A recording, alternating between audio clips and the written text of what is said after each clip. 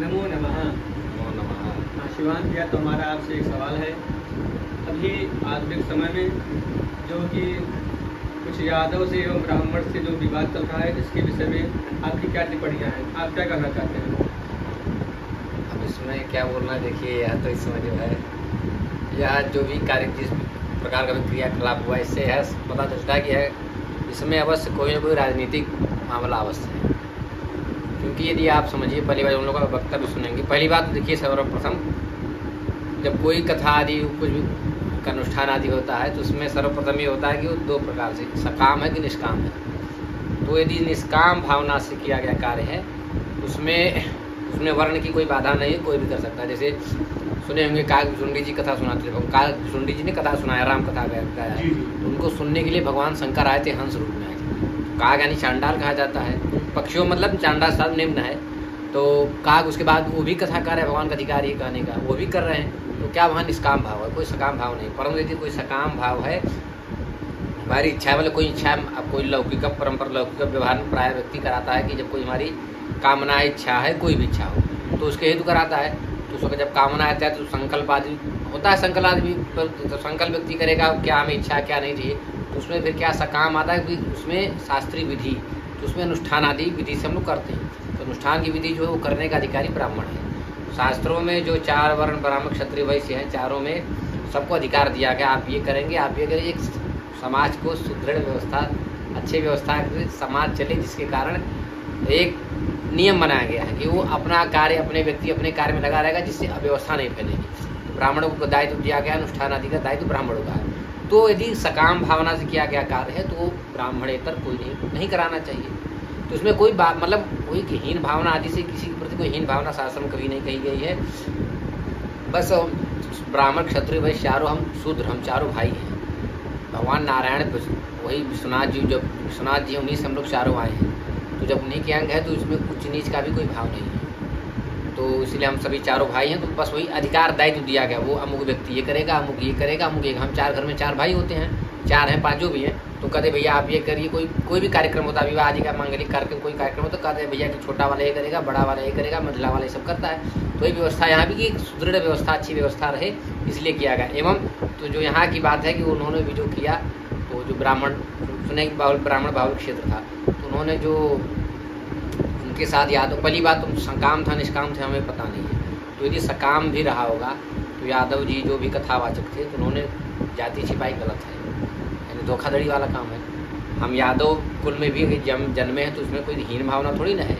हम चारों जब भगवान के वर्ण यानी भगवान के जब हम अंश हैं, जब भगवान के ही अंग हैं, साक्षात जो परमेश्वर उनके अंश है, तो उसमें हीन भावना क्या? तो हम सभी हीन है। तो उन्होंने जो जाति छिपाई ये गलत किया। एवं जो ब्राह्मणों ने जो भी रहे हों, उन्होंने जो उनकी शिखा काटी और जो मारपीट की, वो ये गलत था, ऐसा नहीं करना चाहिए था। वो कानूनी कार्रवाई थी, आप कानूनी कार्रवाई कर सकते थे। एवं जो अब इसमें जो राजनीतिक हो रही है ये गलत है, राजनीति नहीं होना चाहिए। जैसे अभी अखिलेश जी अभी उन जो यादव कथावाचक थे उनको बुलाकर सम्मानित किया और उन्हें कुछ 51,000 रुपये साहित्य दिए गए हैं, उसके बारे में आप क्या कहना चाहेंगे? क्या ये जातिवाद हो रहा है? देखिए राजनेता तो राजनीतिक कर रहे हैं, इसमें कोई संशय नहीं है। तो इसमें सम्मान करने की क्या आवश्यकता है? कोई व्यक्ति आप बताइए, हम हैं आप हैं, किसी भी कार्य क्षेत्र में यदि हम फेल आते कुछ भी हो गए तो सांत्वना दी जाती है। हमारे साथ कभी गलत हुआ, जैसे आप ही मतलब ऐसा सपोज की ध्यान मतलब समझिए इसकी, जैसे सोचिए जैसे हमारे साथ कभी किसी ने गलत किया, मतलब गलत हमने भी किया था, ऐसा भी नहीं कि ना हम बहुत दूर के दूर थे, हमारी भी गलती थी। लेकिन जो नहीं करना उन्होंने भी हमें जैसे मारा, कुछ भी प्रताड़ना दे दी किया कि जिसमें सांत्वना देने की आवश्यकता है कि कोई व्यक्ति है रो रहा है दुखित है, तो उसको हम क्या देते हैं? सांत्वना देते हैं। सम्मानित करने का आवश्यकता है क्या? सम्मानित करने से क्या उसका दुख कम होगा? सम्मानित करना ये अब जो भी हो उस विषय में हाँ उसको नहीं बोलना चाहिए, जो भी हो, लेकिन सम्मानित करने की आवश्यकता नहीं। सांत्वना दिया जाता है, स्वाभाविक लौकिक व्यवहार में लौकिक दृष्टि में देखते हैं कोई दुखित व्यक्ति है, क्या हमको क्या देते हैं? सम्मान सांत्वना देते हैं। परीक्षा में अनुत्तीर्ण व्यक्ति, अनुत्तीर्ण विद्यार्थी दुखित होता है, स्वाभाविक दुख होना, तो उसको जाके पुरस्कृत करेंगे। आप दुखित हो गए, आप फेल हो गए, इसलिए आपको हम पुरस्कृत करते हैं, सम्मानित करते हैं। उसको हम सांत्वना, सहानुभूति देना, सांत्वना देने की आवश्यकता है, सम्मान की कोई आवश्यकता नहीं। वो बस अभी चुनाव आने वाला है, सब अपनी अपनी चुनावी मेला चमकार है। एवं जो 10-15 किलोमीटर के अंतर्गत कार्य क्षेत्र में क्षेत्रफल की दृष्टि क्षेत्रफल में वो आते थे जो यादव जी हैं, तो वो बोले आज से पहले कई बार कथा करते थे, कभी कोई बाधा नहीं है। अभी बाधा क्यों है? इसमें कई कारण भी हो सकता है। जब कोई जैसे हम कभी आपको कथा किसी को भी कथावाचक को बुलाएंगे कथा करने के लिए, ब्राह्मण बाहुल क्षेत्र था, वो सब उनको जो भी किए उनके साथ दुर्व्यवहार किए, उनको ऐसा नहीं करना चाहिए था। इससे यह पता चलता है कि जो ब्राह्मण थे वो धर्म के लिए अग्रगणी थे, मतलब धर्म को अनुसार चारों वर्ण को मानते। गलत किया उन्होंने, मारा वो अलग पक्ष है, लेकिन उन्होंने ऐसा जो भी कुकृत्य किया उससे पता चलता है कि वो धर्म के लिए तत्पर थे, मतलब धर्म चारों वर्ण को मानते थे, धर्मशास्त्र अनुसार चलना चाहते हैं, वो सब चाहते हैं। जब चलना चाहते हैं तो जब कोई कथा कहता है हमने आपको बुलाया कथा करने के लिए, तो हम 2 दिन पहले तो कोई कहेगा नहीं अटेंड टाइम, अथवा 1 दिन पहले कहेगा तो आपके पास समय है नहीं है, महीना पहले 2 महीना पहले 4-5 महीना पहले हम आपसे बोलेंगे। तो कहीं भी होता है तो व्यक्ति पहले ही बोलता है ना, 4-5 महीने 1 महीना पहले व्यक्ति पूर्व में उसको सूचित करेगा ही। जो व्यक्ति कथावाचक है उसके अग्रिम कार्यक्रम है तो उसके अनुसार तो उसके अनुसार समय लेगा। तो जब ब्राह्मणों ने वहाँ उनसे यादव जी से कथा के लिए बोला होगा, क्या उसके विषय में उनको जानकारी नहीं रही होगी? जब आपको इतने था कि हम ब्राह्मण से ही करवाएंगे तो आपको पता करना चाहिए था ना कि वो ब्राह्मण क्षत्रिय शूद्र क्या है, वैसे क्या है वो आपने पता नहीं किया। अथवा यदि अगर आपने पता नहीं किया, गलती की आपकी है।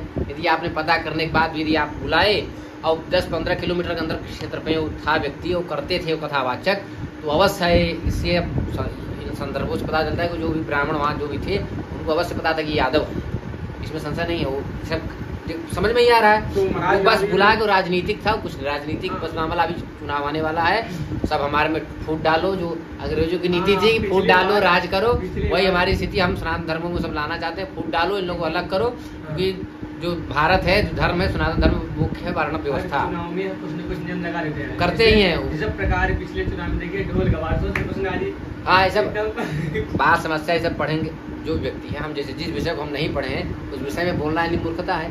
अब हम लोग बायो जैसे संस्कृत के विद्यार्थी हैं तो बायो फिजिक्स आदि हम नहीं पढ़े, उसमें जाके हम कुछ बोलेंगे यानी क्या हमारी मूर्खता है। लेकिन आजकल जो नेता सत्य जो भी है प्राय आजकल जिसको चमकना है वो सनातन धर्म की किसी के ऊपर टिप्पणी कर देते, पढ़े भले नहीं है। मतलब उनको हाँ, और समस्या ये भी है कि जो हम जनता हैं हम भी उन्हीं के पीछे भागे चले जा रहे हैं। और जो हमारे धर्मशास्त्र धर्मगुरु है जो है इतना परिश्रम किया है, संस्कृत का विद्यार्थी कितना परिश्रम करता है जीवन पर्यंत, तो जीवन पर्यंत जब परिश्रम करता है, जिसने परिश्रम करके अध्ययन किया है उसकी हम नहीं सुन रहे हैं। परंतु जो संस्कृत का स नहीं जानता है, सनातन परंपरा का स नहीं जानता है, उसको पीछे हम अंधाधुंध दौड़े भागे हैं। हाँ, वही अभी जब वही हम उनके पीछे जाएंगे तब क्या होगा, यही सब होगा। तो इसीलिए हमें ध्यान में अगर हमें सुनना भी, हमारे जो धर्मगुरु हैं, 4 शंकराचार्य हैं आदि जो पदवी पे प्रतिष्ठित व्यक्ति हैं विद्वान, उनको हमें सुनना चाहिए। क्योंकि जो व्यक्ति जिससे जुड़ा होता है उसके प्रति प्रेम लगाव आदि संस्कार भावना अवश्य रहेगी। हम लोग संस्कृत पढ़े, संस्कृत के प्रति अवश्य प्रेम रहेगा। अब हम लोग जो विषय नहीं पढ़े हैं, जिंदा यदि नहीं है, तो जिस प्रकार हमारा प्रेम संस्कृत के प्रति है उस प्रकार हमारा उनके प्रति कभी नहीं होने वाला। स्वाभाविक हम लोग जीवन से, हम लोग जीवन जुड़ा है, बाल्यकाल से जो हम पढ़ रहे हैं जिस परंपरा में है उससे तो प्रेम होना आवश्यक है, वो स्वाभाविक है, होना ही है। अब जब वो जो व्यक्ति संस्कृत का असर नहीं जानता, उस परंपरा में पढ़ा नहीं, उस परंपरा को जानता नहीं, वो भी बोल रहा है, कोई मतलब नहीं, बस हमें टिप्पणी करना, हम देख लिए, कुछ मतलब भी नहीं। और सबसे बड़ी समस्या हम जो आज युवा पीढ़ी है, भारत युवाओं का देश कहा जाता है, वो भी अंधाधुंध भागे पड़ा है, कोई मतलब है नहीं। तो समझा तो विचार भगवान ने बुद्धि दी, उसका विचार में प्रयोग करना चाहिए, लेकिन बिना सोचे समझे जा रहे हैं। भेड़िया दशाम जिसे बोलते हैं, हाँ भेड़िया दशाम हो रहा है, हो जा रहा है।